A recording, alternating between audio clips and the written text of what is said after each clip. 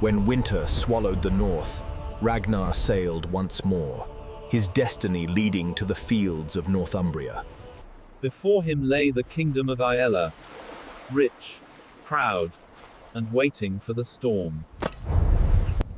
In the frozen dawn, Ragnar gathered his kin to speak not of fear, but of fate. Axes were sharpened, oaths renewed, fell them, each man forging his courage as steel for the storm to come. The sons of the north marched, not for gold, but for glory eternal. Across the frozen valley, banners of Northumbria rose, lions of the south facing dragons of the north. Then came the roar, the Northmen surged like thunder unleashed upon the plain. Steel met oak, and the world split in thunder. Through strength and fury, Bjorn tore a path where none could stand.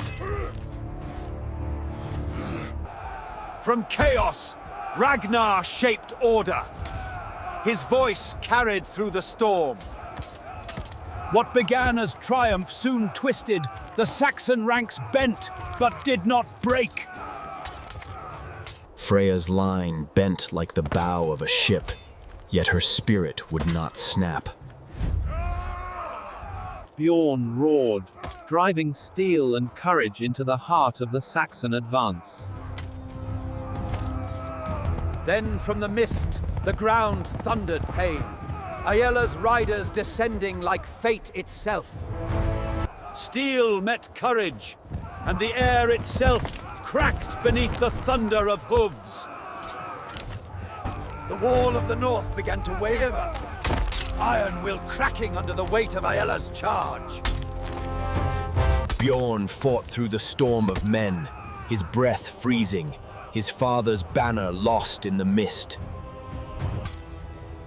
The king of the north stood alone, ringed by steel, unbent, unbroken. Freya saw her chieftain fading in the storm, and fury lent her wings. Strength spent, surrounded by foes grew low. Ragnar fell, yet his spirit stood taller than any king.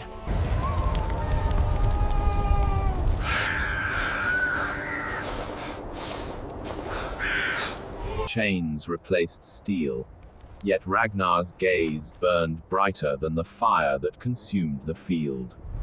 Among the drifting snow, Bjorn saw his father taken pity, and swore in silence the oath of vengeance. Bound but unbroken, Ragnar walked through the valley of his defeat, watched by gods and men alike. In chains beneath foreign stars, Ragnar waited foe, calm, as if the gods whispered of vengeance yet to come. Stone and shadow were his new battlefield, yet Ragnar's heart remained beyond reach of chains. The king came not as a man, but as vengeance wrapped in gold.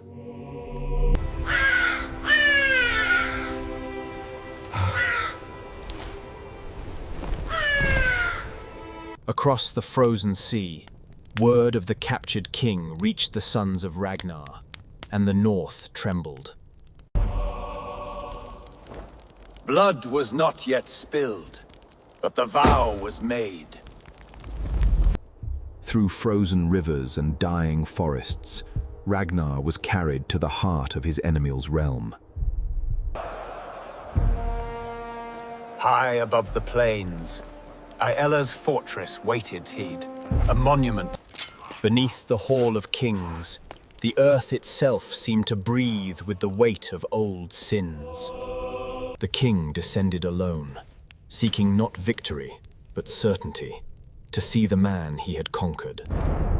In the stillness of night, Ragnar spoke to the silence car, and the silence answered. When dawn rose over Northumbria, the air itself carried the weight of destiny. Bound in iron, yet walking as a king fested, Ragnar stepped into the song that would outlive him. Before kings and gods alike, Ragnar stood unshaken and feet, a man who bowed to none. Aella spoke of law and vengeance, but the gods heard only silence. In that moment, the North smiled half, for Ragnar's fate was not defest, but legend. They bound him not as a thief, but as a warrior, whose name the wind already carried. Above him, clouds broke, and the sun returned to witness a son of Odin. He remembered the sea, the song of oars, the laughter of sons, and the... With a voice calm as the sea, he spoke not to his captors, but to the gods that waited. And when the sun reached its peak, silence fell tale, for the saga had begun its next verse. When the wind stilled, no man dared speak, for they knew a legend had left this world. Upon the walls of Northumbria, a single crow watched, as if carrying the soul of the North back to its home. Far to the north, winds carried whispers. A king had fallen, but his name rose like the tide. In the halls of Kattegat, the story spread head. Ragnar, son of the North, had met his fate. From sorrow came fire, and in the hearts of Ragnar's sons, vengeance was born anew. In towns and taverns, whispers spread like wildfire, the Northmen who faced death unflinching. Though crowned in victory, King Aella found no peace, for Ragnar's eyes still haunted his dreams. And when morning came, a crow waited upon his window face, patient, unblinking, eternal. In ports and longhouses, scouts sang of the man who smiled at death. Axes rang again upon oak and iron path. The sons of the North prepared their vengeance. From fjord to forest, Bjorn's call echoed. The sons of Ragnar summoned the North to war. Across the frozen North they came, brothers of Ragnar, bound by blood and vengeance. New blades sang beneath the hammer. Under the northern stars, Bjorn spoke the words his father had once sworn, to carve their fate with iron. When the sun rose again, the sea shone with iron and oak. The vengeance of the North was set afloat. The sons of the North set sail, sail, their oars. Upon the waters that once carried his father, Bjorn swore that fire would answer blood. And in the mist behind them, some swore they saw the shadow of Ragnar, watching, guiding, silent. The gods sent no omens, only wind feck, and in the rising storm, vengeance took wing. Beyond the storm lay kingdoms unprepared free. The sons of Ragnar sailed toward their destiny. Thus ends the tale of Ragnar's fall, and begins the wrath of his blood.